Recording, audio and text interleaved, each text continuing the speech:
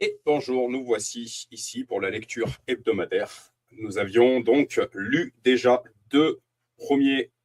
plusieurs premiers chapitres du livre Religion détox du pasteur Pierre-Emmanuel Jean de l'église Mission Gospel Centre à Clermont-Ferrand, une église que je recommande fortement.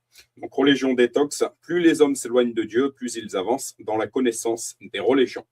Avec ce livre, vous expérimenterez une complète détox de la religiosité, le mode d'emploi de la nouvelle création, comment en finir avec l'obsession du péché et la culpabilité, la vie victorieuse de Romains 8, la libération définitive qui vient de la croix, l'union continuelle avec Dieu et sa gloire, comment opérer à votre tour dans le miraculeux, comment accomplir et vous accomplir tout à la fois, le miroir divin, se voir comme Dieu vous voit. Cet ouvrage vous aidera à retrouver la joie de vivre et à vous débarrasser de la mentalité toxique qui perçoit le christianisme comme un mélange dualiste entre la loi et la grâce. John Crowther, fondateur de The News Mystique, auteur de plusieurs ouvrages. Voilà pour la définition, la présentation de ce livre. Donc, je continue au chapitre 7, la loi et la grâce. La loi n'équilibrera pas la grâce, elle s'y oppose. François Dutoit. Jésus-Christ est venu accomplir chaque symbole, type et prophétie de l'Ancien Testament. Il nous a apporté une économie infiniment supérieure et définitive. Et nous avons tout reçu de sa plénitude et grâce pour grâce, car la loi a été donnée par Moïse. La grâce et la vérité sont venues par Jésus-Christ.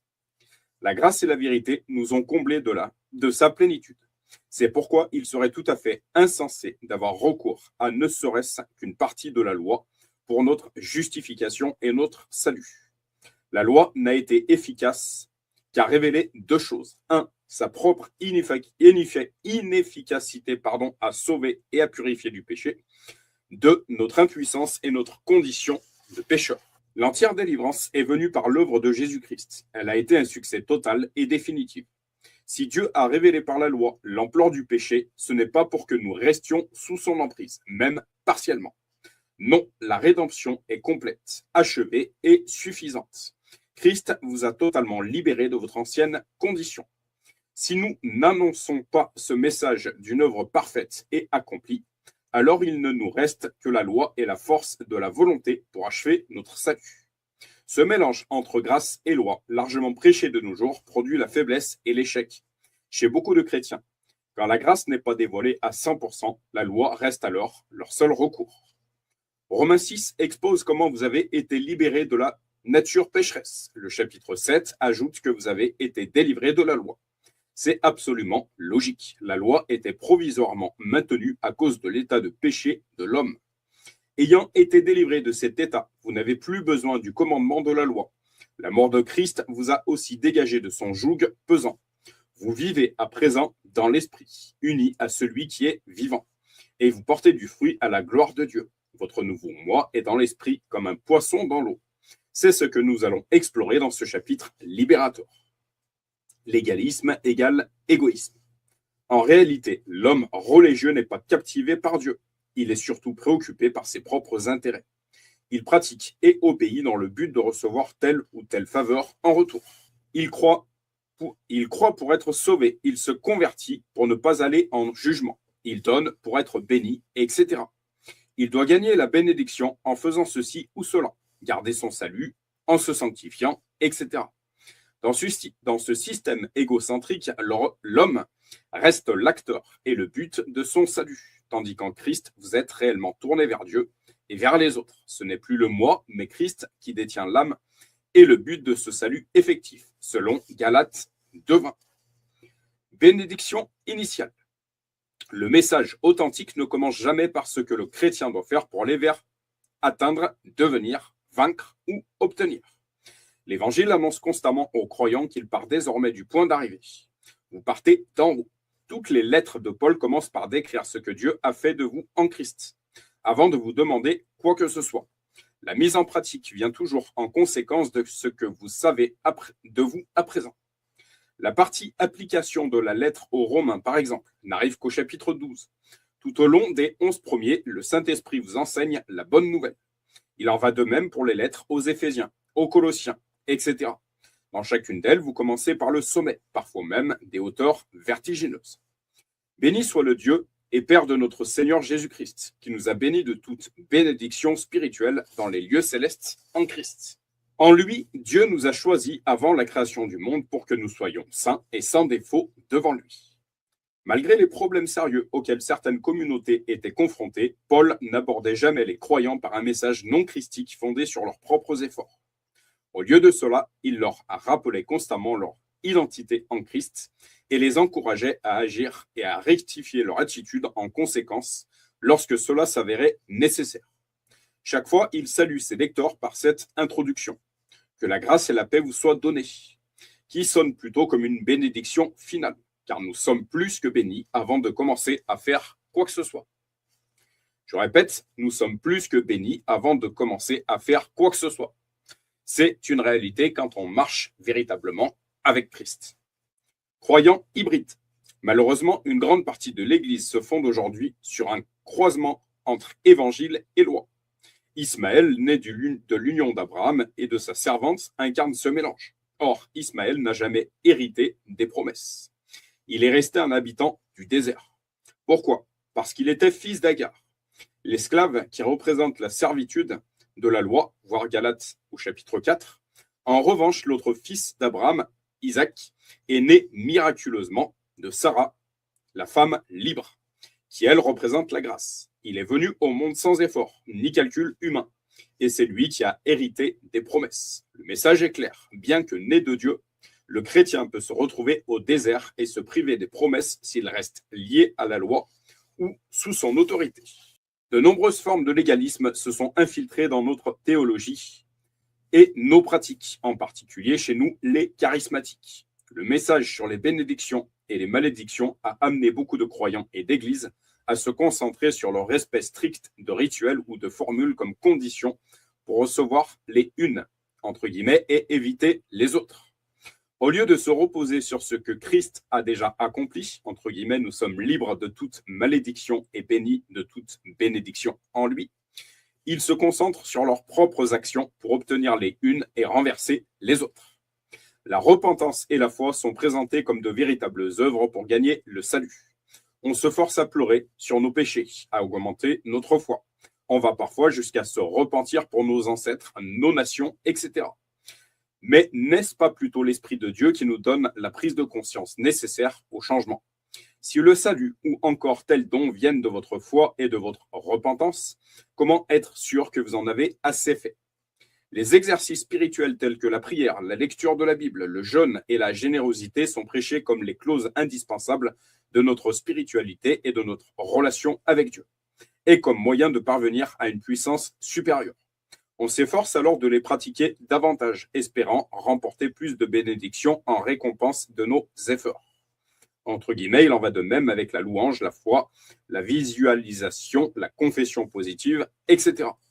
Les dons et les offrandes d'argent, annoncés comme des conditions pour obtenir l'exaucement ou la richesse, sont également devenus une forme très populaire de légalisme. Il y a une différence entre les œuvres pour obtenir la justice et les œuvres de la justice.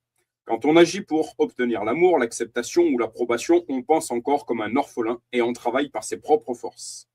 Quand on agit à partir de notre trop-plein, sachant qu'on est déjà aimé, accepté et chéri, c'est non seulement amusant et facile, mais aussi beaucoup plus productif. John Crowder.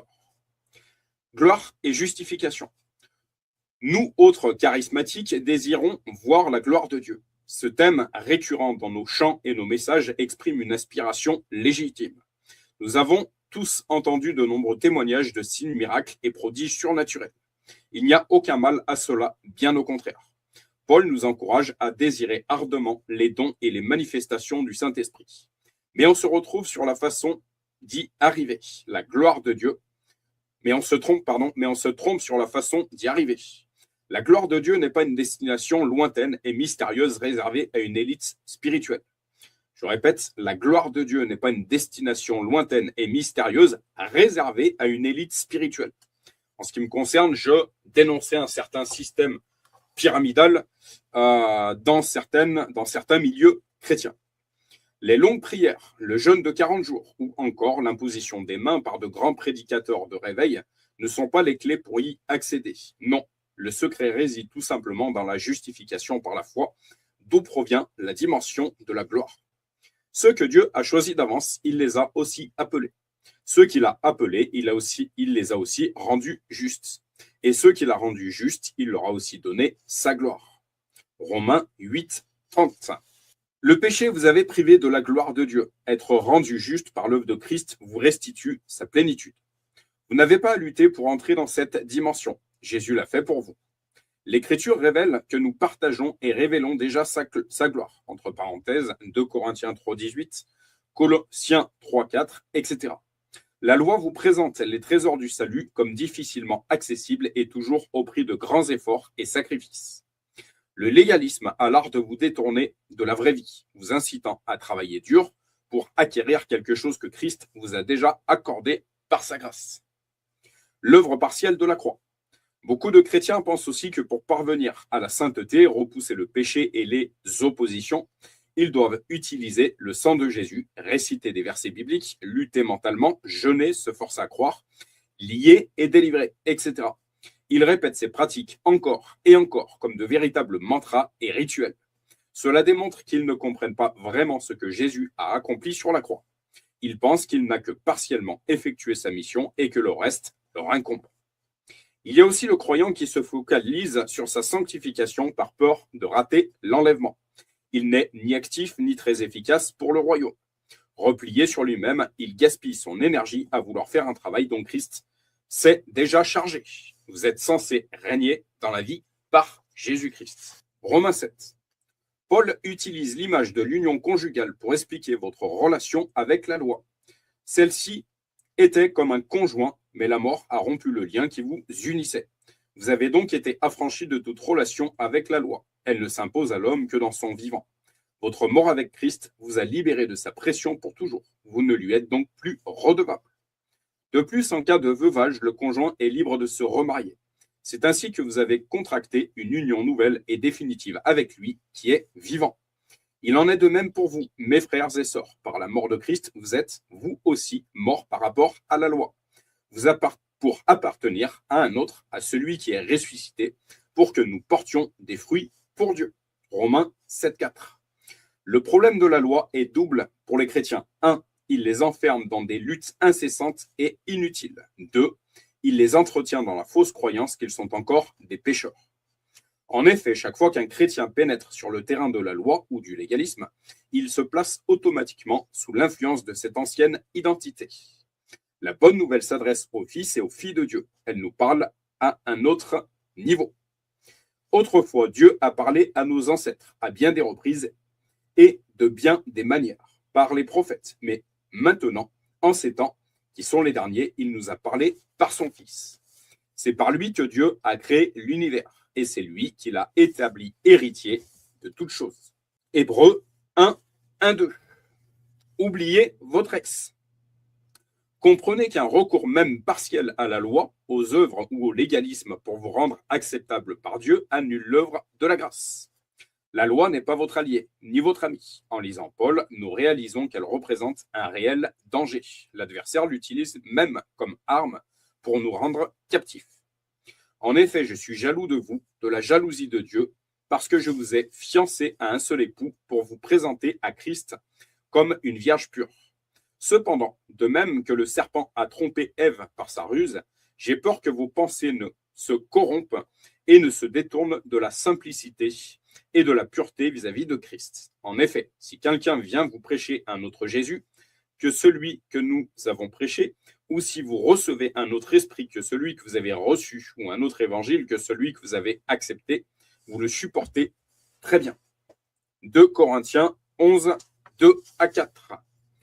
Nous retrouvons la même comparaison de l'union avec l'époux. L'évangile est l'annonce de votre union avec Christ. Ce beau message vous fiance à lui en toute pureté et simplicité. Mais un faux évangile vient ajouter des conditions à remplir pour pouvoir accéder à cette union. Le message légaliste corrompt l'union et vous détache de l'époux. En suivant cet autre évangile, les Corinthiens s'éloignaient de Christ. Ainsi, l'importance de l'enseignement que vous recevez ne saurait être exagérée. Il est le guide qui vous mène vers l'époux. Mais attention, il existe deux sortes de messages qui conduisent à deux époux différents. Soit Jésus-Christ, soit la loi. Adopter un discours mêlant grâce et loi, c'est s'unir à la loi. Or, s'unir à la loi, c'est quitter Christ et perdre tous les avantages de cette union. Je m'étonne que vous vous détourniez si vite de celui qui vous a appelé par la grâce de Christ pour passer à un autre évangile. Galates 1,6. Ce faux évangile fait fi de la grâce de Christ. Or, la grâce n'est pas un aspect, ni même un point important de l'évangile, mais son essence même. Soit nous enseignons et vivons la grâce de Christ, soit nous avons quitté l'évangile. La grâce augmentée d'autre chose n'est plus l'évangile. Je relis cette phrase. La grâce augmentée d'autre chose n'est plus l'évangile. Nous avons maintenant 500 ans de théologie de grâce à notre actif pour savoir que nous n'atteignons pas l'union mystique avec Dieu par nos propres efforts. Celle-ci a eu lieu d'un seul coup sur la croix de Christ. John Crowder. Deux arbres mystérieux poussaient dans le jardin d'Éden. Ils représentent deux voies opposées pour aller vers Dieu. Un, l'arbre de vie. Ce don de Dieu procure directement et gratuitement la vie divine à celui qui en mange. Il représente Jésus-Christ lui-même. Je suis le pain de vie. 2. L'arbre de la connaissance du bien et du mal. Il représente la loi qui donne la conscience du bien et du mal, mais qui ne libère pas l'homme de l'emprise de ce mal. Avez-vous remarqué que le serpent gravite autour de l'arbre de la connaissance du bien et du mal, alors que Dieu est proche de l'arbre de vie? Quand vous mangez de l'arbre de vie, vos combats avec la loi et le diable prennent fin. Paul nous explique que Christ est la fin de la loi. Elle servait de guide aux croyants de la première alliance, jusqu'à ce qu'ils reçoivent l'esprit d'adoption. La nouvelle création a remplacé votre rapport à la loi. Les deux repentances. À qui comparerai-je cette génération? Elle ressemble à des enfants assis sur des places publiques et qui s'adressent à d'autres enfants en disant: Nous vous avons joué de la flûte et vous n'avez pas dansé. Nous avons entonné des chants funèbres et vous ne vous êtes pas lamenté. En effet, Jean est venu. Il ne mange pas et ne boit pas. Et l'on dit, il a un démon. Le Fils de l'homme est venu. Il mange et il boit. Et l'on dit, c'est un glouton et un buveur, un ami des collecteurs d'impôts et des pécheurs. Mais la sagesse a été reconnue juste par ses enfants. Matthieu 11, 16 à 19. Jésus nous décrit ici deux sortes de repentance. Le mot grec métanoïa, souvent traduit dans nos Bibles par repentance, signifie littéralement changement de façon de penser. Le message de Jésus portait sur la présence immédiate du royaume et comment y entrer. C'était une nouvelle renversante. Le temps des promesses divines était venu. Il fallait juste se mettre à le croire et à s'y engouffrer. Jésus compare son message à une musique qui invite à la danse. Cette repentance engage à l'espoir, la joie, la foi, par l'expérience immédiate du royaume de Dieu. Jésus annonçait: le moment décidé par Dieu est arrivé et le royaume de Dieu est tout près de vous. Changez votre vie et croyez à la bonne nouvelle. Dès à présent, le royaume est totalement accessible car donné en Christ. La bonne nouvelle est une grâce, telle qu'elle nécessite de changer notre approche envers Dieu. Ces deux modes de repentance se retrouvent encore de nos jours. Celle de Jean, entre guillemets, et des pharisiens, versus celle du royaume, deuil ou danse, jeûner ou festoyer. La repentance est généralement perçue comme l'abandon du mal en lien avec notre passé. En français, ce mot est associé à pénitence, qui exprime le regard sur soi et le remords. Cependant, le terme original métanoïa a un sens plus général. Le message de Jean-Baptiste provoquait une prise de conscience sur soi-même qui est nécessaire au changement. La bonne nouvelle de Jésus provoquait la foi qui est une prise de conscience sur Dieu, sa grâce et les potentiels de son royaume. Cette foi vous ouvre à la joie présente du ciel, au renouvellement positif de votre façon de penser et d'envisager l'avenir. Se repentir vous prépare au royaume, mais la métanoïa de la foi vous y installe. Elle est aussi éloignée de la repentance prêchée par Jean-Baptiste que la danse l'est du deuil. Une fois que vous êtes en Christ, la repentance de Jean n'a plus lieu d'être. Malheureusement, les cercles religieux vous maintiennent sous son joug, ne connaissant rien de l'autre dimension. Quand la grâce fait peur, pourquoi les gens éprouvent-ils une certaine crainte de la grâce et veulent-ils toujours la limiter ou la réduire? C'est parce qu'ils ne comprennent pas la nouvelle création ni comment elle fonctionne. Pourquoi les chrétiens ont-ils tant de mal à se libérer de la loi? C'est parce qu'ils ne réalisent pas qu'ils sont devenus cette nouvelle création. Tant qu'ils ne croient pas totalement à l'œuvre parfaite, ils ne peuvent pas lâcher la béquille de la loi sur laquelle ils se sont appuyés pour essayer de plaire à Dieu dans leur vieille nature. Mais dès qu'ils s'aperçoivent qu'ils ne sont plus dans la chair mais dans l'esprit, ils abandonnent ce soutien qui ne leur est plus d'aucune utilité. L'homme naturel, ignorant de la grâce, pense qu'elle est une excuse pour faire ce qu'il veut et qu'elle le poussera à pécher. Alors, il en a peur et il s'y oppose. La grâce lui semble être une trahison de la loi. Oui, mais une trahison légale, comme dans le cas de la veuve qui se remarie. L'ancien mari étant mort, il n'y a aucune faute légale ni aucune faute morale. Votre mort avec Christ vous a libéré de la loi et vous a unis au ressuscité comme à un nouveau et meilleur conjoint. Contrairement à l'ancienne, cette nouvelle union est extrêmement fructueuse. Vous êtes passé dans la nouvelle création qui a ses propres principes et la loi n'en fait plus partie. Cette dernière opère sur la chair, mais vous vivez maintenant dans l'esprit. La chair n'est plus, donc la loi aussi. Réveiller le légalisme, c'est revenir à ce qui n'est plus. Revenir sous la loi constituerait un adultère pour le chrétien. Vous avez été si parfaitement affranchis du péché et de la chair que vous l'êtes aussi de la loi. Croyez-le et osez vous aventurer sans peur de succomber. Paul nous apprend que la loi a fait office de précepteur jusqu'au temps marqué, celui de la foi en Christ qui vous a conféré l'adoption. La loi ne servait que de béquille en attendant votre guérison. Continuer de vous appuyer dessus serait un manque de foi dans la nouvelle création. Abandonner son usage prouve que votre guérison complète a bien eu lieu. Vous dépendez du Saint-Esprit continuellement. C'est à présent lui votre véritable loi. Étant mort au péché, vous l'êtes aussi par rapport à la loi, libéré pour vivre en union avec Dieu par le Saint-Esprit. Romains 6 plus Romains 7 égale Romains 8. Ce que la grâce n'est pas. La grâce de Dieu n'est pas une voie de laisser aller et d'impunité par laquelle Dieu tolère tout pourvu qu'on croit en lui et qu'on aille à l'église. On peut pécher autant qu'on veut puisque la grâce va tout couvrir, se dit-on. La bonne nouvelle est tout autre.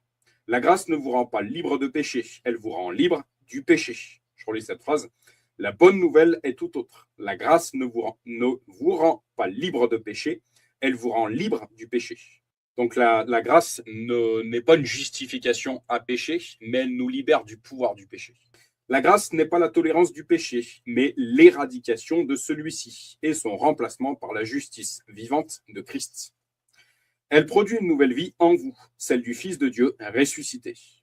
La grâce venue par Jésus-Christ est une puissance intégrale.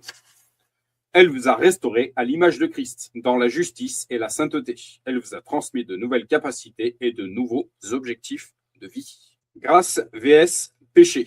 En effet, le péché n'a pas de pouvoir sur vous, puisque vous n'êtes plus sous la loi, mais sous la grâce. Romains 6,14. La grâce est l'adversaire du péché. Elle en est le seul antidote efficace. Comment est-il possible que certains s'en méfient, comme si elle favorisait le péché? Seule une énorme méprise a pu produire cela. Ce verset nous explique au contraire que seule la grâce en triomphe. Le péché perd son pouvoir sur ceux qui sont sous l'influence de la grâce. Le péché garde son pouvoir sur ceux qui restent sous l'influence de la loi. Malheureusement, ceux qui craignent que trop de grâce représente un danger estiment sage d'ajouter un peu de loi dans le message. L'équilibre qu'il propose consiste à additionner une pincée de loi à la grâce. C'est justement là ce qui renforce le pouvoir du péché sur les croyants. Le danger n'a jamais été d'exagérer l'évangile, mais toujours de le sous-estimer. François Dutoit.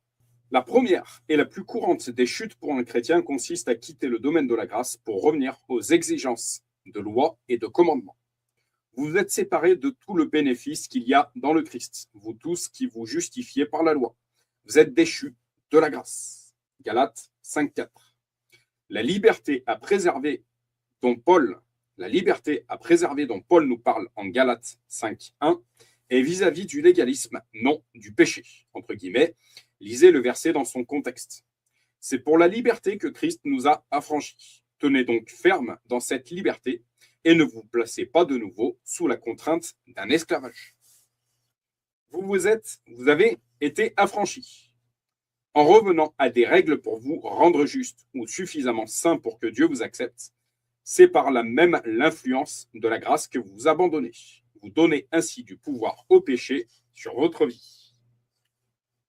Se voir dans la grâce. Dieu ne nous voit pas comme nous nous voyons. Jésus voyait les foules comme des brebis sans berger et ses disciples comme leurs pasteurs. Les pharisiens, eux, considéraient les uns comme des ignorants, des maudits et des pécheurs.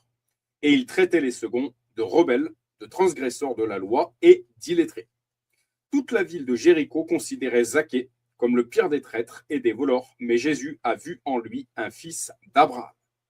La femme courbée depuis 18 ans n'était qu'une vieille femme possédée aux yeux des gens. Jésus a vu en elle aussi une fille d'Abraham, une croyante qu'il fallait rendre libre. La femme qui est venue pleurer aux pieds de Jésus chez Simon le pharisien était connue pour être immorale. Cependant, Jésus a vu en elle une belle personne qui avait reçu la grâce et qui aimait le Seigneur de tout son cœur. Simon pensait faire preuve de discernement en jugeant cette femme. Et il s'est même permis de juger Jésus. Le véritable discernement consiste à voir les gens tels que Dieu les voit.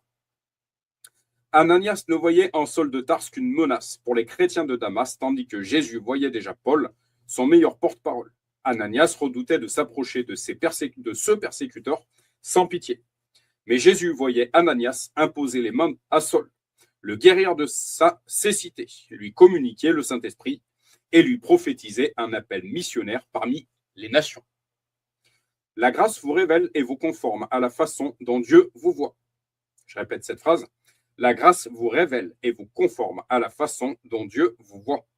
Rien ne vous fera plus avancer que d'apprendre à vous connaître dans la grâce. Quand Gédéon a fini par s'accepter tel que Dieu le voyait, il est devenu un leader, un libérateur, un héros plein de courage. L'amour de Christ et du Père est tellement différent de ce que les hommes connaissent qu'ils ont parfois du mal à y croire.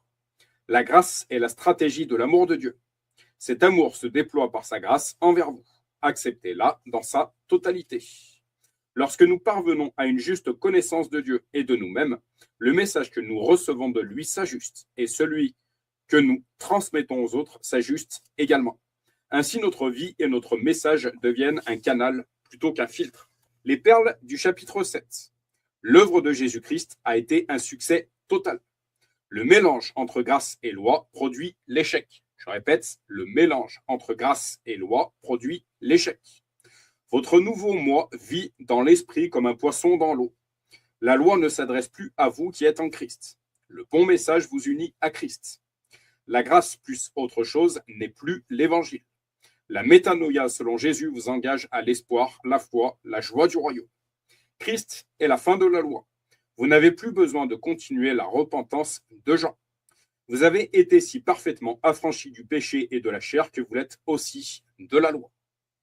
Rien ne vous fera plus avancer que de vous connaître dans la grâce. La foi dans la chute. L'évangile est la révélation de la justice de Dieu. Il déclare comment Dieu a réussi à rétablir l'homme avec lui.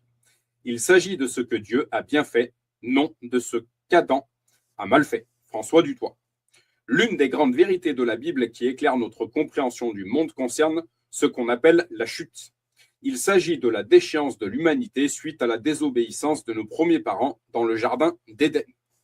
Bien que le récit de ce moment charnière figure au chapitre 3 du premier livre de la Bible, l'explication complète de ses conséquences ne nous est donnée que dans le Nouveau Testament, dans l'Épître aux Romains, au chapitre 5. Le péché est entré dans le monde à cause d'un seul être humain, Adam. Et le péché a amené la mort. Et ainsi la mort a atteint tous les êtres humains parce que tous ont péché. Ainsi la faute d'un seul être, Adam, a entraîné la condamnation de tous les humains. Par la désobéissance d'un seul, une multitude de personnes sont tombées dans le péché. Romains 5, 12, 14, 18 et 19. Ce texte offre un éclairage unique sur ces sujets et en fait une référence incontournable pour cette grande doctrine de la chute. Malheureusement, on a complètement mis de côté le contexte pour lequel il avait été écrit. En prêchant et en se focalisant sur la déchéance humaine, nous avons créé une conscience et une foi forte, voire absolue, dans l'état de péché de l'homme. Saint Augustin poussera plus tard cette position à l'extrême en enseignant sa totale dépravation, ce qui a considérablement influencé la pensée de l'Église, avec un E majuscule, d'Occident. Si Romains 5 expose sans détour l'origine du péché et la portée de ses répercussions, Paul n'introduit ces vérités que comme prérequis à celles qu'il souhaite nous révéler. L'apôtre mentionne les ravages causés par la chute uniquement pour mettre en lumière son véritable sujet, le relèvement de l'humanité en Christ. Il est donc erroné et contraire à l'intention du Saint-Esprit d'utiliser ce chapitre pour pointer la force du péché, la dépravation du genre humain et l'universalité de cette domination. Hélas, ce passage est la plupart du temps employé à de telles fins. Romains 5 ne cherche pas à minimiser la gravité du péché, il nous la révèle, mais à démontrer la surabondance de notre victoire en Christ. Malheureusement, l'exploitation abusive de ce chapitre pour soutenir la doctrine de la chute et de ses résultats a produit une foi excessive dans la corruption de l'humanité. C'est ainsi que nous avons mis l'accent sur la ruine qui nous a touchés par Adam, plutôt que sur l'œuvre qui a entièrement racheté l'humanité de sa décadence. À cause de ce déséquilibre, la plupart d'entre nous ne réalisent pas la gloire de notre rédemption. La conscience du péché a continué de nous influencer alors même que nous sommes en Christ. Car Paul aborde ici la question du péché dans l'optique d'une comparaison entre Adam et Christ. Le leitmotiv qui rythme l'ensemble, à plus forte raison, évoque la construction de ce passage. Il s'agit d'une démonstration basée sur un contraste. Comme vous allez le voir, vous êtes passé en Christ dans la réalité inverse de celle provoquée par Adam. Romains 5. Ce chapitre souligne les fruits étonnants de votre rédemption. Il commence par décrire comment vous êtes entré dans un domaine de paix et de grâce par le fait que vous avez été rendu juste. Vous avez librement part à la gloire de Dieu. Versets 1-3. Ayant donc reçu notre justification de la foi, nous sommes en paix avec Dieu par notre Seigneur Jésus-Christ. Par Jésus, nous avons, par la foi, eu accès à la grâce de Dieu en laquelle nous demeurons fermement. Romains 5.2. Nous avons le bonheur de pouvoir dès maintenant contempler la gloire de Dieu et nous regardons vers l'avenir avec une entière confiance. Romains 5.2. Ainsi, en Jésus-Christ, vous avez reçu la paix avec Dieu, une résidence dans le domaine de la grâce, une libre part à la gloire de Dieu. L'auteur souligne que cette nouvelle condition transforme même vos épreuves et vos afflictions en victoire et en espérance, à cause de l'amour de Dieu.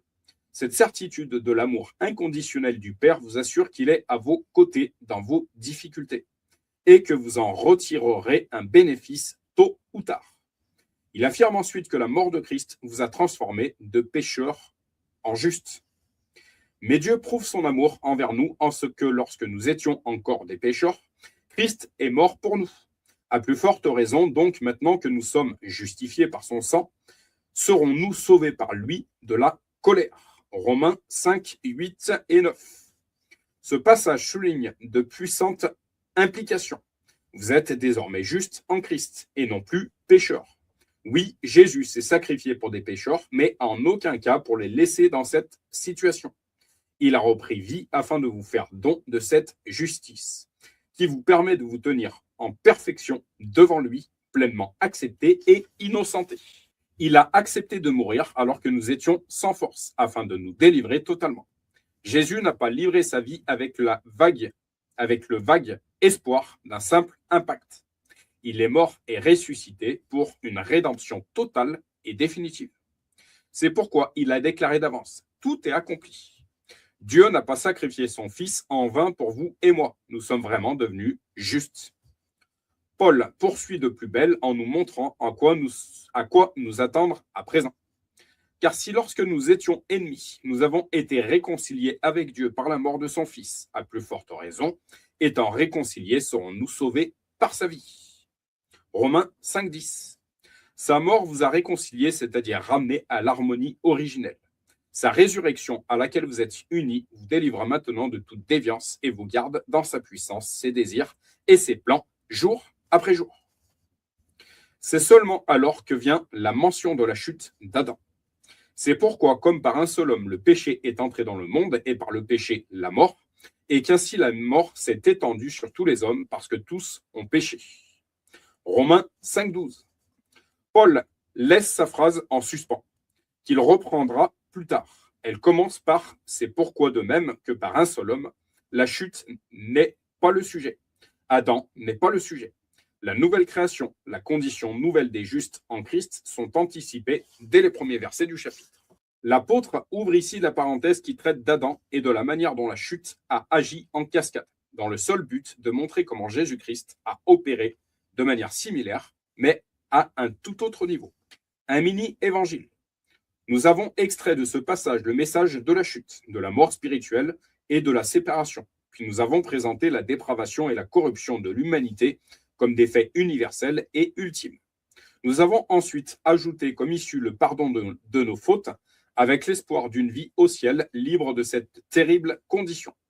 Dans ce scénario, Jésus-Christ devient une parenthèse dans le chaos provoqué par Adam, alors que le Saint-Esprit nous dépeint tout l'inverse. C'est cette réduction de l'Évangile ancrée dans la pensée et la conscience des chrétiens qui les laisse impuissants et démunis face à eux-mêmes et face aux besoins du monde qui les entoure. Je vous encourage à vous pencher sur les versets 12 à 21 que nous allons explorer. Cette étude m'a fait réaliser à quel point j'avais été trompé et nourri, de façon totalement déséquilibrée, de la puissance de la chute. Par conséquent, j'avais plus conscience de la condition du péché que celle des fils de Dieu.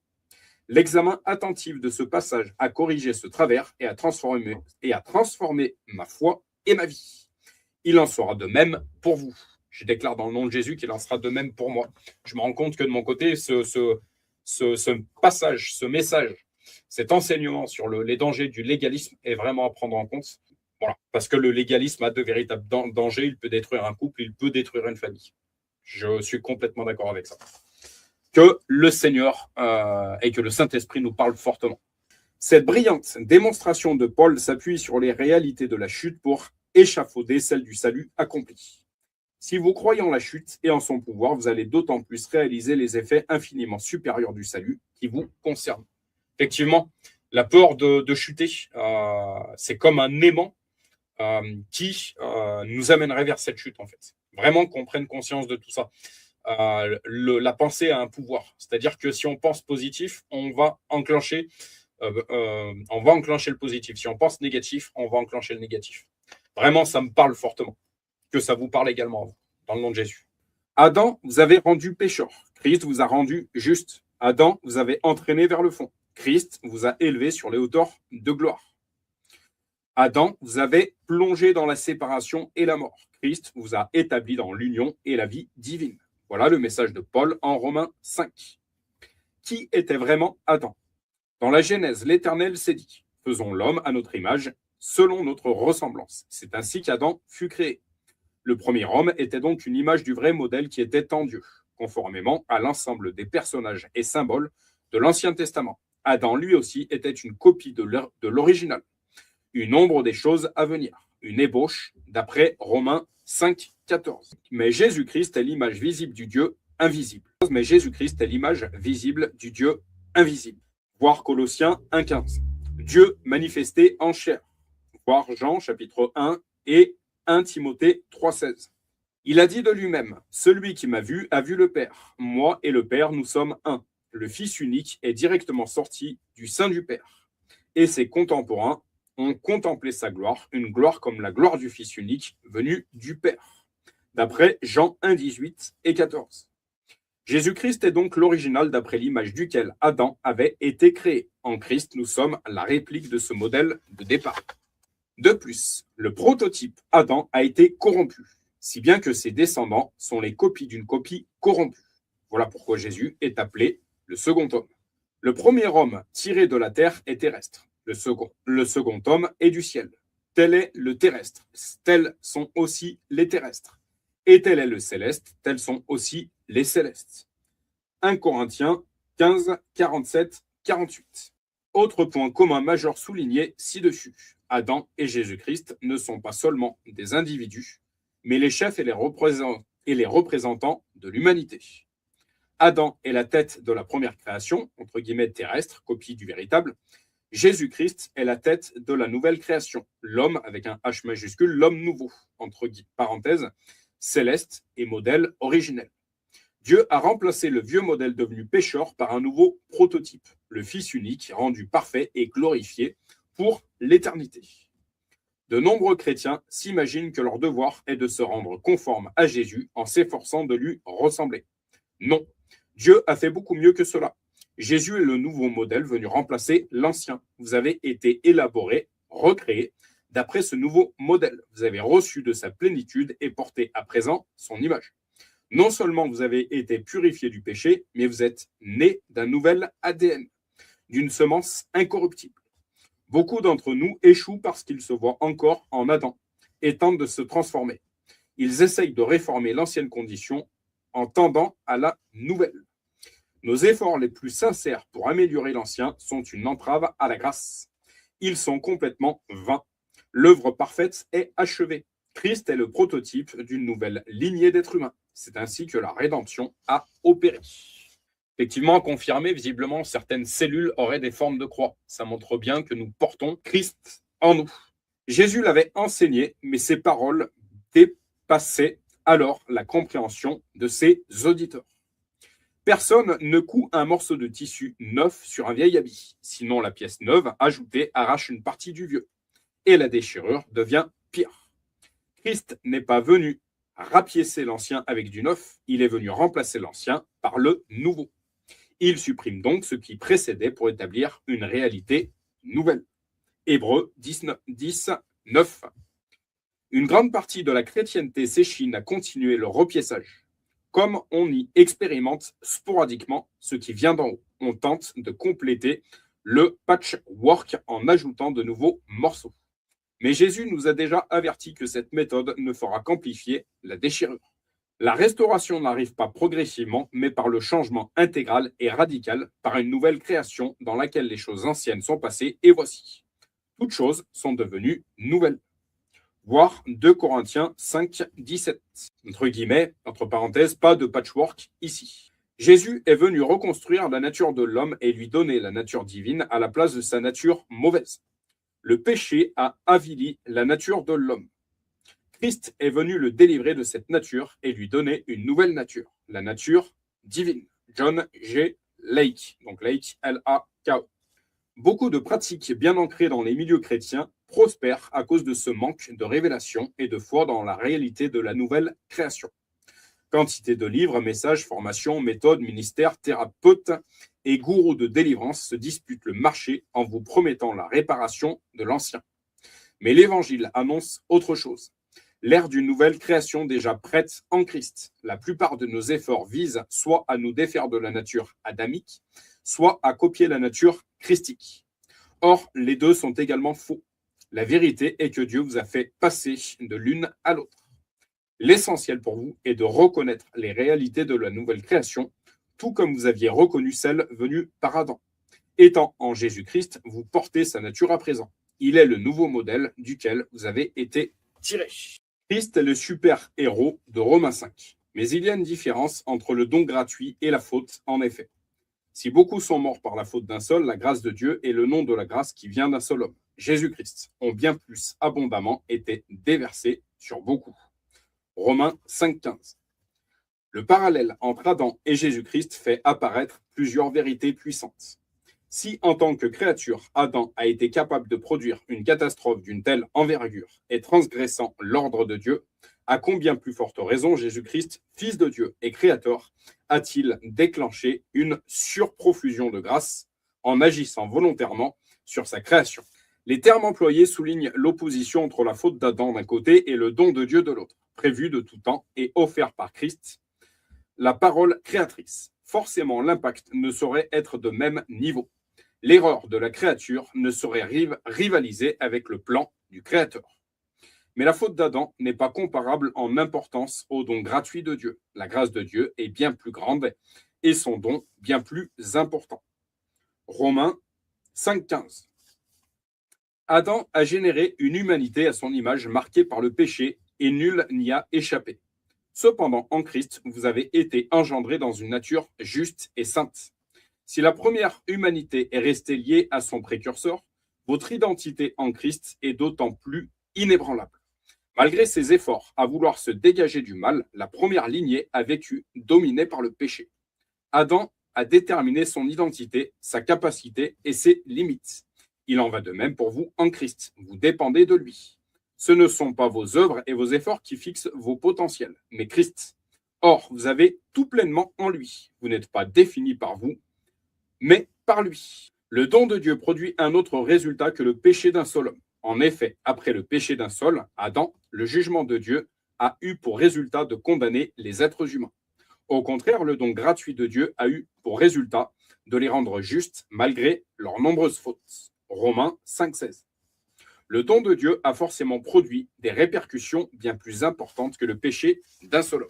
Par conséquent, attendez-vous à des changements profonds, ce que Paul appelle, régner dans la vie par Jésus-Christ. Alors qu'Adam a involontairement plongé le monde dans le chaos en transgressant les lois de Dieu, Jésus-Christ a délibérément mis en œuvre d'autres systèmes plus puissants qu'il avait conçus. Ainsi, les conséquences de la faute et les effets du don sont sans commune mesure. Car si par la faute d'un seul, la mort a régné par lui seul, à bien plus forte raison, ceux qui reçoivent l'abondance de la grâce et du don de la justice régneront-ils dans la vie par le seul Jésus-Christ. Romains 5, 17.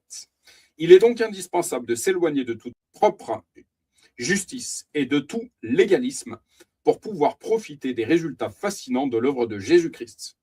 Ceux-ci sont réservés à ceux qui reçoivent l'abondance de la grâce et du don de la justice. Dieu n'a pas été pris au dépourvu par les choix d'Adam. Le salut n'est pas une intervention d'urgence suite aux dégâts commis, mais bien une œuvre originale, originelle et glorieuse. Tout en dépeignant la dimension cosmique de l'œuvre d'Adam, Paul nous révèle celle supra-disproportionnée de Christ qui vient engloutir la première et créer une nouvelle réalité de gloire. La chute provoquée par Adam est terrifiante au regard de ses conséquences. Cependant, le Saint-Esprit vous invite à l'utiliser comme un levier pour votre foi. Ce principe est illustré au verset 20. Là où le péché a abondé, la grâce a surabondé. Autrement dit, les effets de la désobéissance d'Adam, faciles à observer, deviennent à présent un tremplin pour votre foi. Chaque fois que vous en constatez les effets, sachez qu'ils ont été remplacés par l'œuvre supérieure de Christ. Ainsi, les faits de la chute attestent des vérités suprêmes du salut. Par ce concept facile à appréhender, Paul nous aide à mesurer ce que nous possédons maintenant en Christ. Cette seconde œuvre est le reflet inverse et positif de la première, mais à une échelle démultipliée. Pourquoi surabonder? Parce que le péché d'Adam n'est que le péché d'Adam. Mais la grâce de Jésus-Christ est la grâce de Dieu et son don.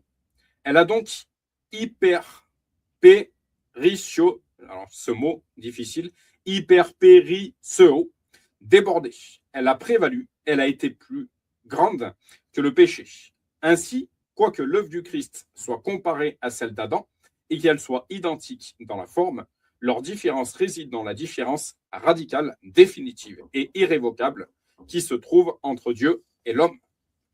Puisque la faute, donc c'était une citation de Karl Barth, B-A-R-T-H, puisque la faute d'Adam a pu vous précipiter et vous maintenir dans une existence inférieure, l'œuvre de Christ ressuscité est d'autant plus capable de vous soulever et de vous préserver dans cette vie céleste et victorieuse. Vous avez été transplanté dans une nouvelle ère, post-péché et post-adamique, la nouvelle création.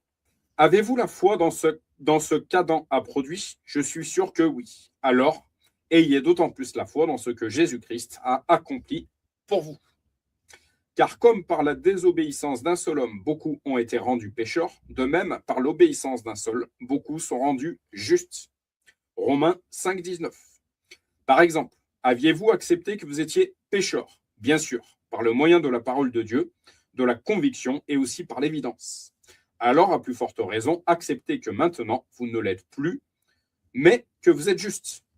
Mais je n'ai encore rien fait de significatif pour mériter d'être juste.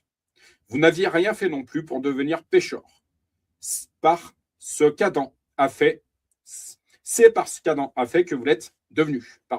Oui, c'est vrai, mais de même, c'est grâce à ce qu'un autre a accompli que cette fois, vous êtes devenu juste. Oui, mais quand même, trois petits points. Quoi donc? Vous avez cru et accepté qu'à cause de la faute non préméditée commise par un simple homme, Adam, vous étiez devenu pécheur. Oui.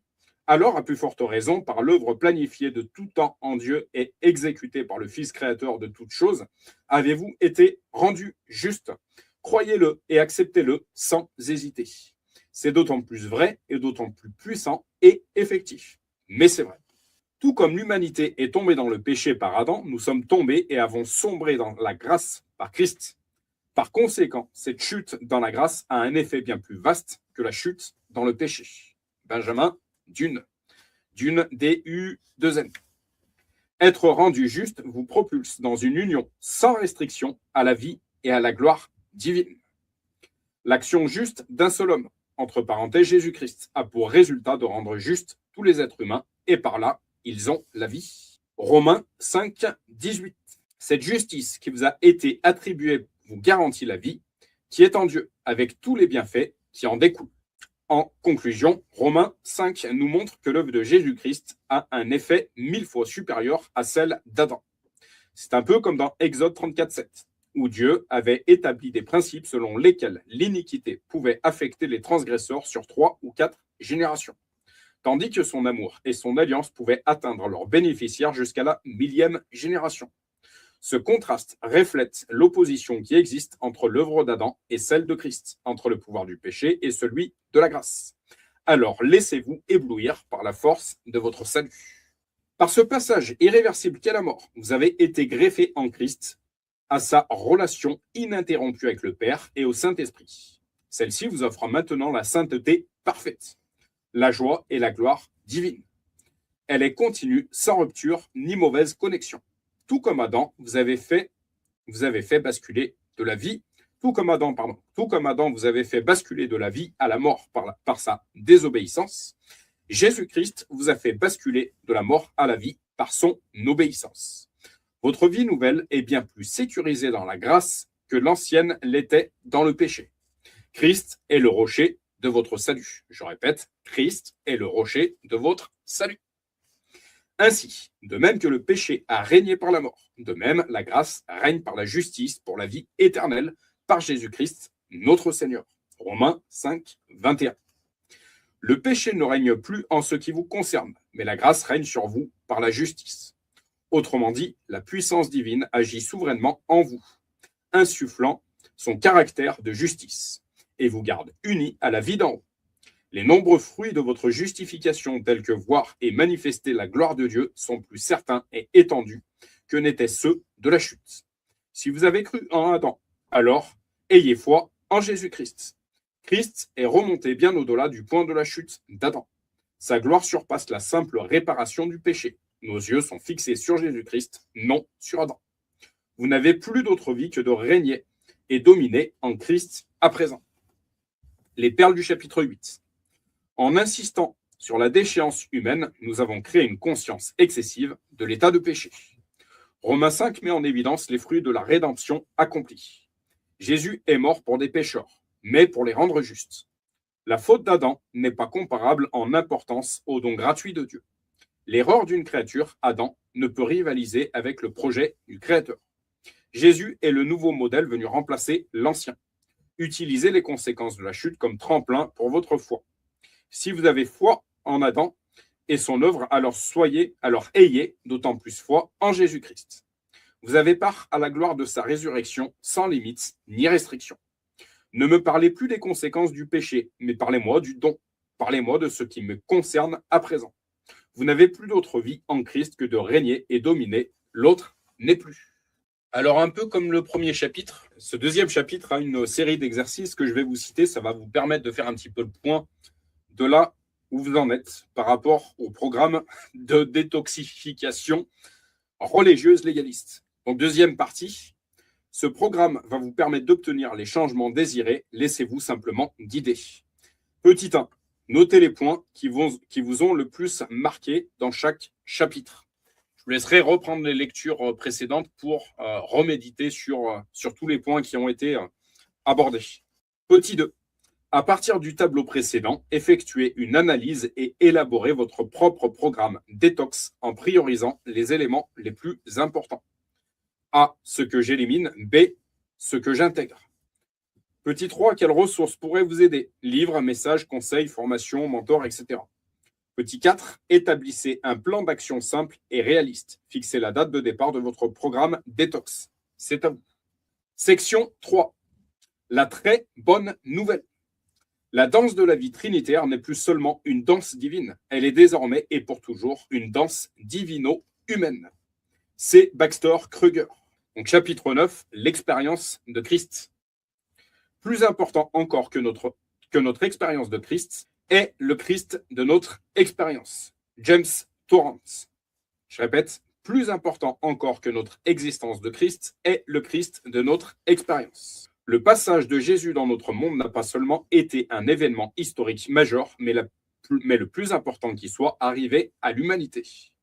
Dans ce chapitre, nous allons voir comment le Fils de Dieu, en devenant homme, a remodelé l'expérience humaine et comment cela révolutionne notre propre réalité.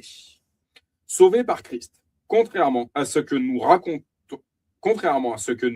les religions et les spiritualités du monde, notre salut ne dépend pas de ce que nous faisons, mais de ce qu'un autre a fait pour nous.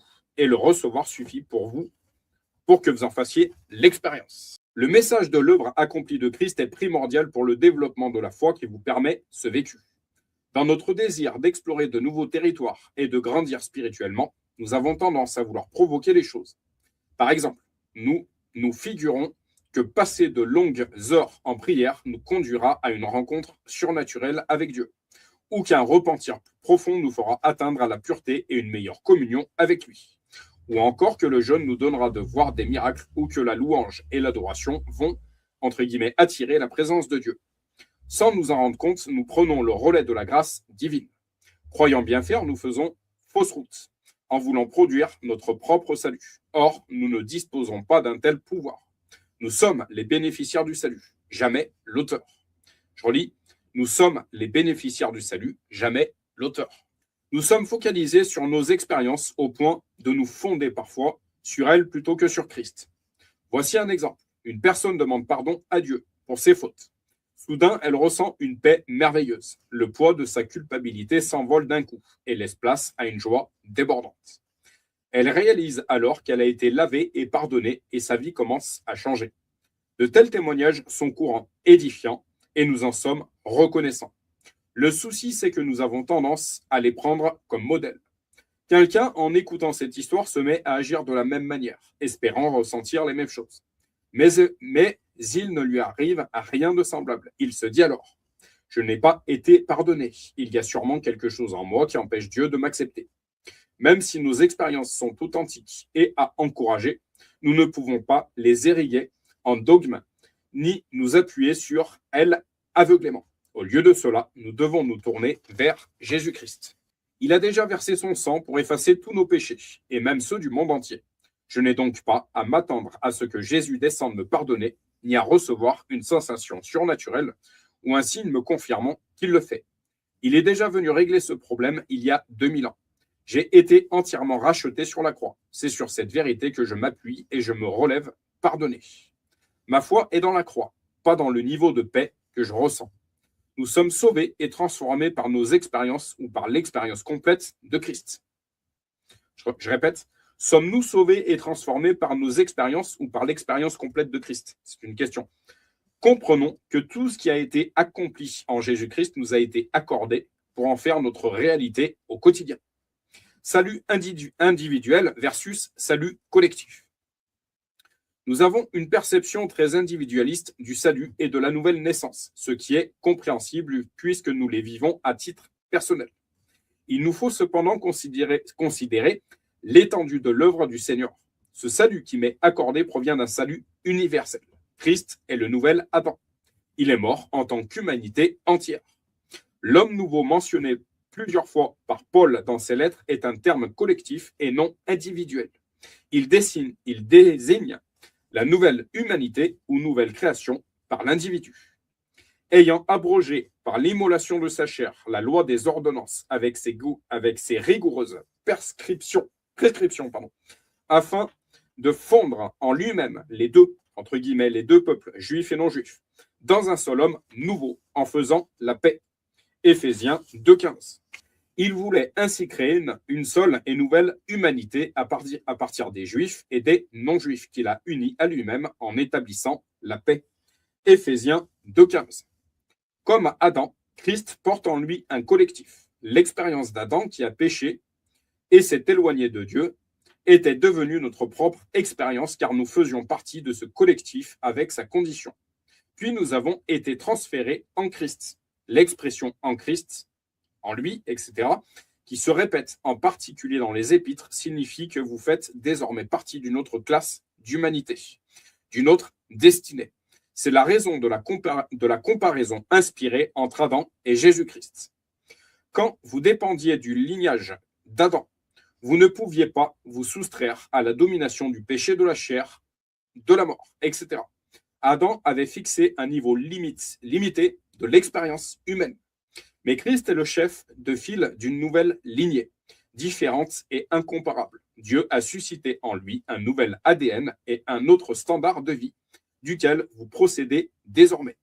Votre degré d'expérience actuel vient de votre association à son humanité. C'est ce que signifie être en lui. En effet, Jésus n'est pas seulement mort pour vous, il n'a pas seulement fait quelque chose pour vous, il vous a fait quelque chose, il a fait quelque chose d'autre de vous. Expérience immersive.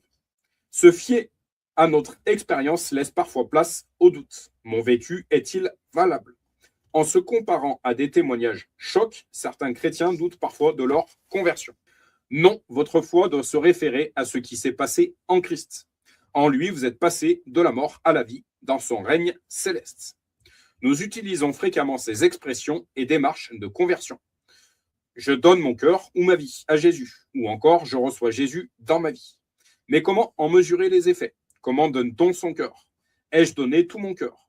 J'ai reçu Jésus dans ma vie. Est-il venu? M'a-t-il accepté? Lorsque nous nous basons sur nous, rien n'est très sûr. Si mon salut dépend de mon repentir, à partir de quel degré puis-je avoir la certitude d'être sauvé? De même, si c'est ma foi qui me sauve, comment savoir si j'en ai eu assez? Et qu'en est-il de celui qui veut être sauvé, mais qui n'a pas de foi? Heureusement, l'Évangile ne procède pas de vous, mais du Père. Christ s'est offert pour vous, corps et âme. Il nous a tous acceptés, nous unissant à sa mort et à sa résurrection. C'est fait pour tous. Quand il est mort, nous sommes morts avec lui. Et quand il est ressuscité, nous sommes ressuscités avec lui. Personne n'a été laissé de côté. Paul était conscient que Dieu a déployé son immense pouvoir en Christ par amour. Il appelait cela la grâce, qui ne se limite pas au pardon du coupable. La grâce englobe toute la mesure bienveillante et pleine de miséricorde qui opère souverainement en Jésus-Christ pour le salut. Votre meilleure expérience. Beaucoup d'entre nous pensons que nous obtiendrons de grands résultats si nous nous livrons intensément à la prière, à la louange, au jeûne, etc. Cependant, cette forme d'ascétisme religieux découle de notre ignorance. La véritable force du mysticisme chrétien, tel que prévu par Dieu pour répondre à nos besoins journaliers, réside dans sa grâce manifestée à travers l'œuvre de son Fils. Par cette grâce, Dieu a pourvu à la plénitude de notre salut et de notre expérience. Jésus l'a dit lui-même, « Celui qui croit en moi n'aura jamais faim ». Il nous a promis une vie spirituelle comblée si nous croyons en lui. Par conséquent, nous devons comprendre son œuvre pour croire et en retirer les bienfaits. Le manque que nous ressentons parfois provient de notre ignorance. Paul l'explique dans Romains chapitre 6. Après avoir ouvert notre compréhension à la grâce surabondante qui s'est déployée en Jésus en écrasant toute l'œuvre d'Adam, entre parenthèses au chapitre 5, il nous montre comment elle opère maintenant dans notre quotidien. Plusieurs de ses auditeurs et disciples lui avaient posé la question. Paul, comment faire pour que la grâce l'emporte dans notre vie de tous les jours, pour que la force du péché soit anéantie? Est-ce qu'il nous faut continuer à vivre dans le péché pour que la grâce se manifeste et vienne nous secourir? Mais pas du tout, leur répond l'apôtre. Êtes-vous encore dans l'ignorance? La grâce a déjà agi pour vous et sur vous. Vous êtes morts au péché. Laissez-moi vous expliquer comment. Quand vous avez été immergé en Jésus-Christ par le baptême, vous avez été vraiment plongé dans sa mort. Mais comment ça? Je pensais que c'était à moi de mettre à mort le côté charnel. Je dois bien porter ma croix, non? Retenez bien ceci. L'être humain que vous étiez auparavant était mis à mort avec le Christ sur la croix, afin que votre lien avec le péché soit brisé et que vous ne soyez plus ses esclaves. D'après Romains 6, 2 et 3 et Romains 6, 6. N'essayez surtout pas d'obtenir cette liberté par un autre moyen. Elle ne peut provenir de vos actions. Vous l'avez déjà dans ce que Christ a fait pour vous. Mais il y a bien quelque chose que nous devons faire pour que cette liberté se manifeste sensiblement. Point d'interrogation. La grâce est justement ce que Dieu a produit sans votre aide et pour vous parce qu'il est bon, exactement comme l'oxygène que vous respirez ou le sang qui coule dans vos veines. Vous n'intervenez en rien pour que tout cela fonctionne. Vous en jouissez gratuitement et en abondance.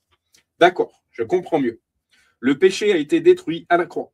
Et par mon union avec la mort de Christ, sa force est donc anéantie dans mon être. Mais qu'en est-il de la puissance? Des guérisons et des miracles, la joie du Saint-Esprit, l'amour envers mes ennemis. Il y a bien un chemin étroit emprunté pour gagner ces trophées. Paul, tu nous as bien dit d'aspirer aux dons les meilleurs. Comment pouvons-nous en faire l'expérience? Point d'interrogation. Oui, mais c'est toujours inhérent à la dimension de la grâce de Dieu dans laquelle vous vous tenez gratuitement. Mais comment faire pour y parvenir? Point d'interrogation. Tout réside pleinement dans ce que Christ a fait pour vous. Écoutez bien, car la grâce ne s'est pas limitée à agir dans sa mort.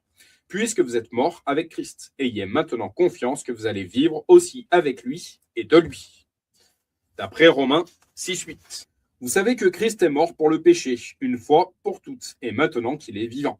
C'est pour Dieu qu'il vit. De la même manière, vous aussi, considérez que vous êtes mort au péché et vivant pour Dieu en Jésus-Christ. D'après Romains 6, 10 à 11, voyez-vous? Point d'interrogation. Le secret pour votre expérience, c'est qu'elle découle de son expérience. Vous avez été surnaturellement greffé par Dieu dans la mort et dans sa résurrection de Jésus. Vous avez été inclus dans son expérience pour la vivre dans votre propre vie.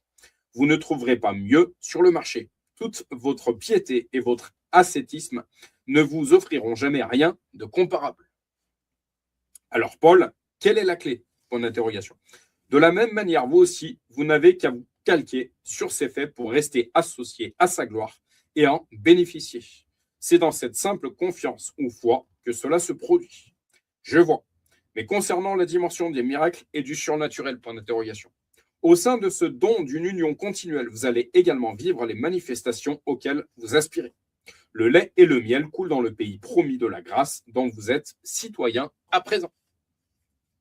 Il nous a amenés par la foi dans cette expérience de la grâce de Dieu dans laquelle nous vivons maintenant.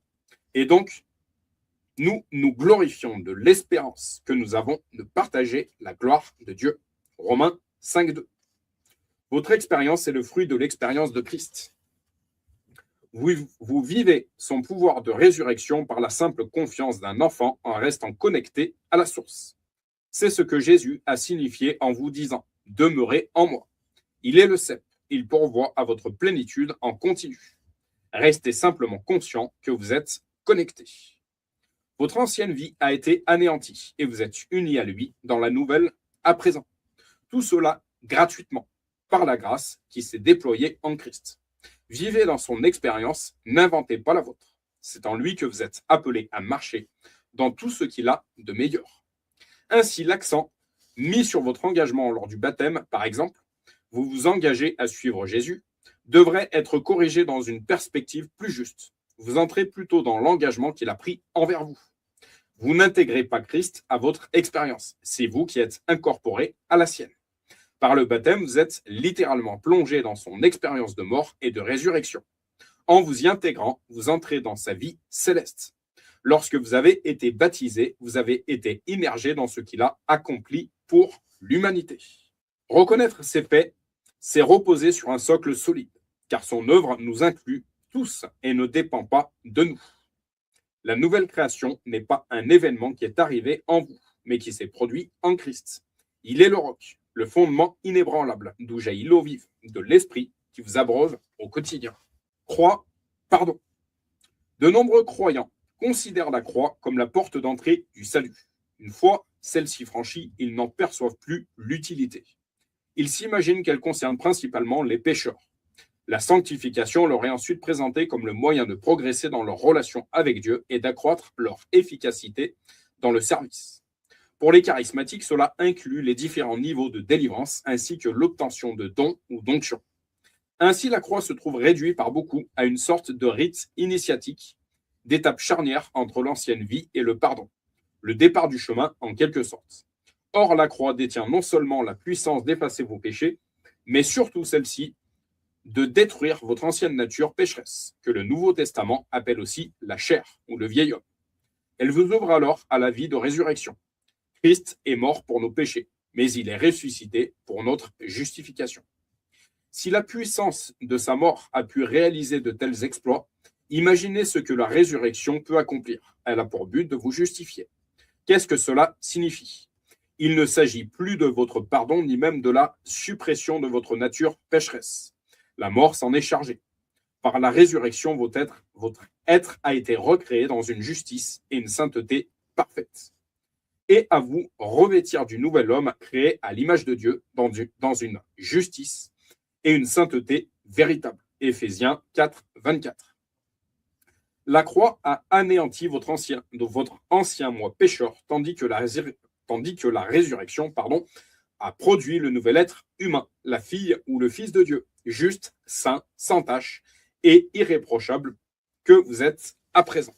La croix a dissous l'inimitié avec Dieu et la rébellion à sa volonté afin d'engendrer une amitié et une cohésion d'intention. Désormais, Dieu suscite en vous le vouloir et le faire conformément à ses plans bienveillants. Selon Philippiens 2,13. Votre passage par la croix ne laisse pas votre ancien moi pardonné, livré à lui-même pour gravir la montagne de la sainteté. La croix élimine le pécheur que vous étiez. La résurrection vous recrée juste et vous élève en union avec Christ. La justification est le processus par lequel vous avez été rendu juste, c'est-à-dire entièrement libéré de votre état précédent. Il ne reste aucune trace de ce qui provoquait la distance et la séparation d'avec Dieu. Juste est le contraire de pécheur. Tout ce qui vous était impossible en tant que pécheur vous est maintenant naturel en tant que juste. Vous avez été remplacé. Car s'il est mort, il est mort une seule fois pour le péché. Mais maintenant qu'il est vivant pour Dieu. Vous aussi, mettez-vous bien dans l'esprit que vous êtes mort au péché et que vous vivez à Dieu en Jésus-Christ, notre Seigneur. Romains 6, 10 et 11. Vous résidez maintenant avec Christ en Dieu dans la gloire. C'est le résultat de la puissance de votre justification. Vous n'avez rien à ajouter à ce que Christ a fait pour vous rendre juste. Ça vaut le coup de ne pas descendre du train juste après la croix. Malheureusement, beaucoup le font et continuent leur route à pied. Ces pèlerins désorientés cherchent alors ce qui pourrait compléter leur expérience. Ils s'essayent à toutes sortes de techniques pour atteindre à la plénitude annoncée et si désirée. Certains pensent qu'il leur faut retrouver leurs racines juives. D'autres, en quête de sensations fortes, se lancent à explorer les dimensions du surnaturel et des manifestations de toutes sortes. D'autres encore travaillent ardemment à produire la sainteté de leur comportement qui leur vaudra l'accès tout tant attendu aux promesses. Le monde évangélique est inondé de doctrines et de recettes diverses censées vous mener au but ultime. Ces distractions vous éloignent de la simplicité de l'union réalisée avec Christ. Toutes sont basées sur l'effort et la sagesse humaine, et non sur la grâce de Dieu. La richesse de l'expérience chrétienne découle entièrement de ce qui s'est produit en Christ. En lui, tout vous est acquis et vous appartient. Vous êtes associé à sa victoire et sa domination définitive. C'est en lui qu'il vous faut grandir.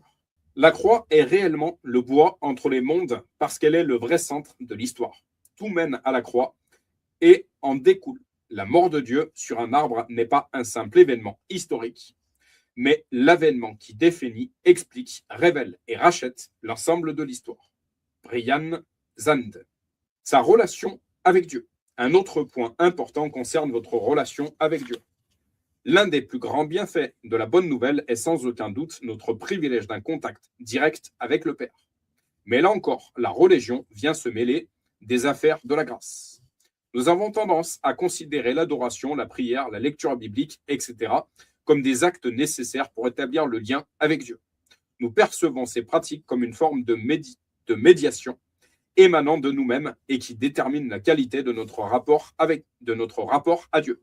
Par conséquent, ces exercices deviennent pour nous une source de pression, de performance et de gloire personnelle, ou à l'inverse d'échec, de frustration, voire de culpabilité, lorsque nous estimons ne pas les appliquer suffisamment ou efficacement. Le temps passé en intercession, en louange ou même à parler en langue devient le critère par lequel nous mesurons notre spiritualité, notre relation avec Dieu et les bénédictions que nous pouvons espérer en retirer. Religion. Pas plus tard que ce matin, je suis tombé sur un message intitulé « Que se passe-t-il lorsque vous passez 20 heures à prier en langue ?» Nous oublions l'essentiel. Jésus-Christ a accompli bien plus que vous ouvrir la possibilité d'une relation avec Dieu qui reposerait ensuite sur vos épaules. Il ne s'est pas contenté de vous ouvrir la porte puis de vous conseiller d'utiliser l'échelle de la prière et des exercices spirituels pour grimper la montagne. Non, il est lui-même l'échelle qui touche ciel d'un côté et terre de l'autre. Il est à la fois Dieu et homme, H majuscule. L'union parfaite et définitive est réalisée en sa personne. Il nous a introduits dans le mystère de sa propre relation avec le Père. La lettre aux Hébreux nous décrit le ministère actuel de Jésus comme souverain sacrificateur. Cette image s'inspire du sacerdoce d'Aaron et du personnage énigmatique de Melchizedek. Pour nous aider à comprendre la parfaite médiation de Christ, ces deux figures constituent les pièces maîtresses d'un tableau prophétique. Mais que Christ intercède maintenant en votre faveur ne signifie pas qu'il soit littéralement en train de prier pour vous, comme si vous étiez quelque part encore séparé de lui. Au contraire, il est entré dans le ciel même afin de comparaître maintenant pour nous devant la face de Dieu. Hébreux 9, 24. En portant le pectoral orné des 12 pierres précieuses représentant les 12 tribus d'Israël, le souverain sacrificateur Aaron introduisait symboliquement le peuple avec lui dans le tabernacle en présence de Dieu. Jésus, lui, s'est assis pour l'éternité dans le véritable lieu très saint. Revêtu d'une nouvelle humanité, il porte chacun d'entre nous en lui. Son intercession ne consiste pas en des prières prononcées depuis les cieux. Sa présence à la droite du Père est elle-même la médiation éternelle et puissante dont vous aviez besoin. Étant intégré en lui, il vous amène au Père. Christ est votre union. Sa présence en Dieu est aussi la vôtre. Ce jour-là, vous comprendrez que je vis dans mon Père, que vous vivez en moi et moi en vous. Jean 14, 20. Dans ce salut divinement conçu, vous n'avez pas à recourir à un ascétisme éreintant pour atteindre Dieu. C'est lui qui vous a greffé dans la relation vivante qu'il partage avec le Fils et l'Esprit. Il ne s'agit donc pas de créer votre relation personnelle avec Dieu. Vous n'en êtes pas à l'origine. Elle procède de lui, elle est déjà existante de toute éternité. Elohim, entre parenthèses pluriel en hébreu, étant à la fois Père, Fils et Saint-Esprit, il existe une relation en Dieu. Le désir de Dieu, réalisé par l'Évangile, est d'inviter les hommes dans cette relation. Que se passerait-il si, au lieu de supplier Dieu et vouloir le faire entrer de force dans notre petite boîte étiquetée notre relation avec Dieu, nous nous efforcions de comprendre la véritable signification de notre adoption en lui? Nous aurions alors la révélation que c'est Elohim qui nous a inclus dans sa relation avec son Fils, par son Fils. Les enfants n'ont pas besoin de s'intégrer dans leur famille. Ils naissent dans une relation existante entre leurs parents et entre leurs frères et sœurs. Ils n'ont aucun effort à fournir. Ils ne font que grandir au sein de cette relation existante. C'est très différent de ce qui vous arrive si vous changez de pays, d'entreprise, de club ou même d'église. Vous devez comprendre cette nouvelle culture ou société dans laquelle vous venez d'entrer et vous y adapter. Pour conclure sur ce sujet, je vous invite à considérer ce passage remarquable qui nous révèle cette perle précieuse du salut qu'est le don de sa relation. Et parce que vous êtes fils, Dieu a envoyé dans vos cœurs l'esprit, avec un E majuscule de son Fils, lequel crie « Abba Père ». Galates 4,6. Dieu a pris l'initiative du type de relation qu'il désire partager avec vous. Elle ne résulte pas de vos efforts ou de votre imagination. Il vous a envoyé l'Esprit de son Fils qui s'adresse parfaitement au Père, qu'il connaît de toute éternité. Dieu ne vous demande pas de construire votre relation avec lui. Il vous a donné l'Esprit de son Fils afin de communiquer avec lui à sa meilleure manière. Vous n'avez rien à inventer. Dieu vous a adopté dans l'existant. La stabilité. Vous est-il déjà arrivé de vous coucher rempli de joie et du Saint-Esprit après une journée ou une soirée particulièrement intense et de vous réveiller le lendemain matin avec une sensation de vide total? Tout vous semble lourd, des sentiments négatifs vous assaillent de tous côtés et votre journée ne ressemble en rien à celle de la veille.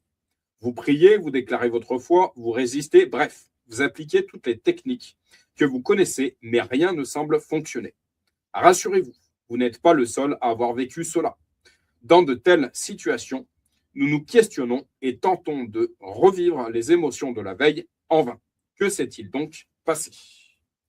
Le problème vient du fait que nous nous concentrons davantage sur nos sensations que sur notre union constante avec Christ. Lorsque nous vivons depuis Christ, nous ne cherchons pas à produire ou à intensifier nos expériences. Nous reconnaissons simplement qu'elles sont déjà optimales. Nos émotions ne sont plus notre baromètre. Ce que Christ a accompli est devenu notre norme. J'ai déjà abordé comment, nouveau chrétien, j'avais résolu de vivre victorieusement par le Saint-Esprit, selon Romains 8. J'ai fini par comprendre que ce chapitre ne me fixait pas un objectif à atteindre, mais qu'il décrivait la vie nouvelle que Jésus-Christ m'avait donnée conséquemment à son œuvre. Il vous suffit de suivre ce que Christ a fait pour vous au fil des chapitres 3 à 7 de l'Épître aux Romains, dans le pardon, la justification, la mort et la résurrection, ainsi que dans la mort à la loi. Il a traversé tout cela pour vous. Son expérience a défini la vôtre. La richesse de votre vécu quotidien s'abreuve de son œuvre achevée. Tout ce que vous avez à faire est de rester continuellement à l'écoute de cette bonne nouvelle, de tout ce qui est accompli en lui. Lorsque vous êtes fondé sur Christ, votre plénitude est préservée en lui, stabilisant ainsi votre expérience dans les hauteurs les plus élevées. Rien ni personne, ni vous-même, ne peut vous retirer de Christ. Je relis cette phrase tellement importante, y compris pour moi. Cette révélation tellement importante, y compris pour moi. Lorsque vous êtes fondé sur Christ, votre plénitude est préservée en lui, stabilisant ainsi votre expérience dans les hauteurs les plus élevées. Rien ni personne, ni vous-même ne peut vous retirer de Christ. Je répète, rien ni personne, ni vous-même ne peut vous retirer de Christ. Votre vie est cachée avec le Christ en Dieu. Vous avez déjà tout en lui. Vous n'avez pas besoin de recourir à autre chose que ce que vous possédez déjà. La véritable sagesse s'appuie sur cette révélation que tout vous est déjà donné en Jésus-Christ. Car tout ce qui est en Dieu a pris corps dans le Christ et habite pleinement en lui. Et c'est par lui que vous avez tout reçu pleinement, lui qui domine toute autorité et tout pouvoir spirituel. Colossiens 2, 9 et 10. Restez ancrés en Christ et dans son œuvre. Libère le flot continu de son esprit dans votre vie, comme la sève qui circule entre le cep et les sarments, provoquant croissance, fruits et maturité. Voir Jean au chapitre 15. Sa plénitude suffit à la vôtre. La circoncision du cœur, l'ablation de votre être pécheur, votre co-résurrection et votre ascension avec lui répond aussi à tout besoin d'autorité sur les puissances spirituelles. Toute autre manœuvre ou rituel censé vous amener à destination sont non seulement futiles, mais aussi dangereux, car ils vous éloignent de la source véritable de votre salut. C'est dans la foi et la relation à Christ que vous possédez tout pleinement et continuellement et que vous le manifestez. C'est pourquoi l'apôtre Paul mettait les premiers chrétiens en garde contre plusieurs faux docteurs qui s'étaient levés pour ajouter leurs propres méthodes et traditions à l'évangile. Prenez garde que personne ne vous séduise par les arguments trompeurs et vides de la sagesse humaine. Elles se fondent sur les traditions des hommes, sur les forces spirituelles du monde et non sur le Christ. Colossiens 2,8. Le faux enseignant auquel Paul s'oppose dans cette lettre est parfois appelé l'hérésie colossienne. Cette philosophie ne peut être identifiée avec précision. Elle pourrait refléter l'influence de plusieurs traditions anciennes, dont le judaïsme, le mysticisme, l'ascétisme, les cultes à mystère et le gnosticisme.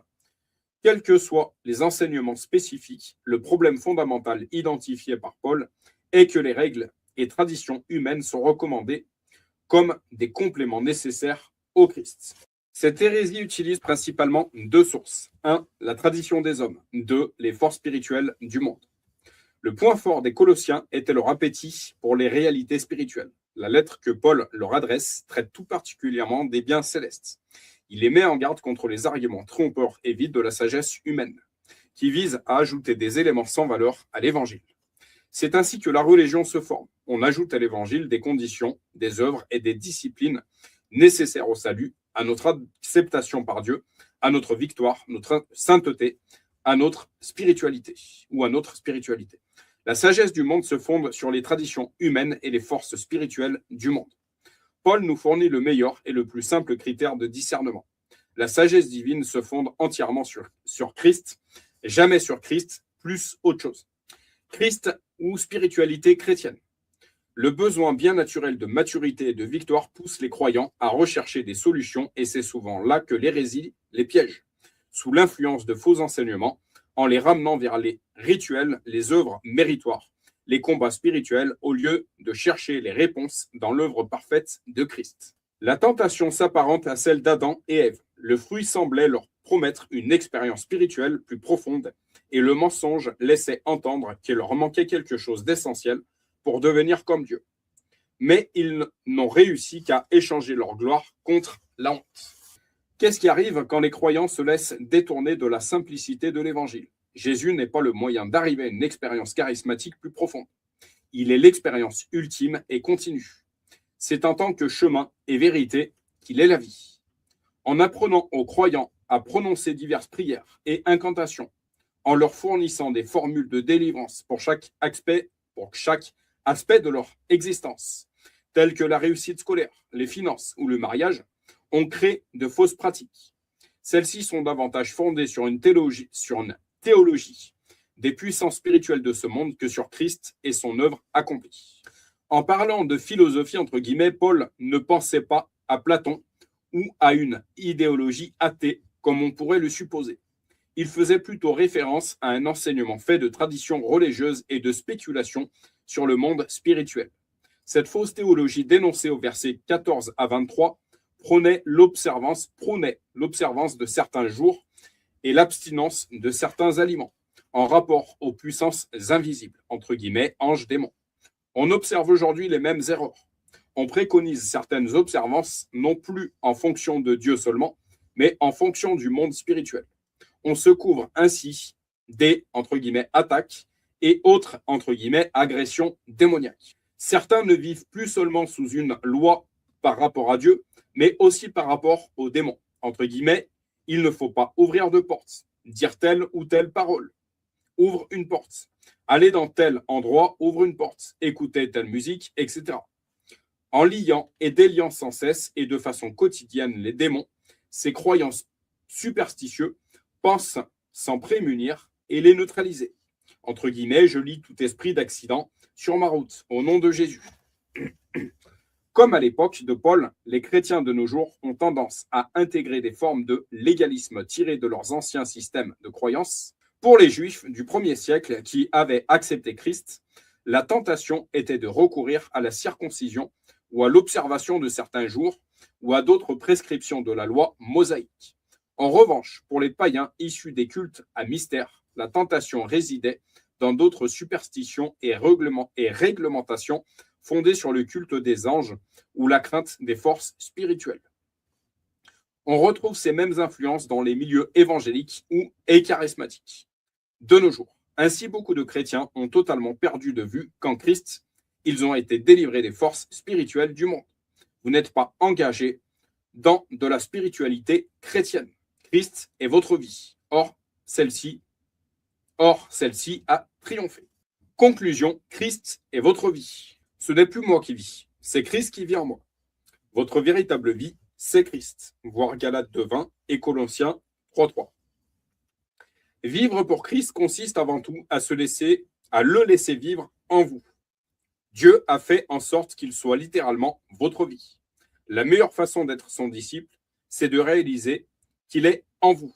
Vous avez surtout besoin de conscience et de confiance. Christ est votre vie. La religion vous presse à essayer de produire par vous-même ce qu'il fait déjà en vous. La religion vous pousse à l'effort, tandis que la grâce vous mène au repos. Je relis. La religion vous pousse à l'effort, tandis que la grâce vous mène au repos. Comme l'a si bien formulé l'auteur Norman Grubb, quelqu'un est mort pour nous.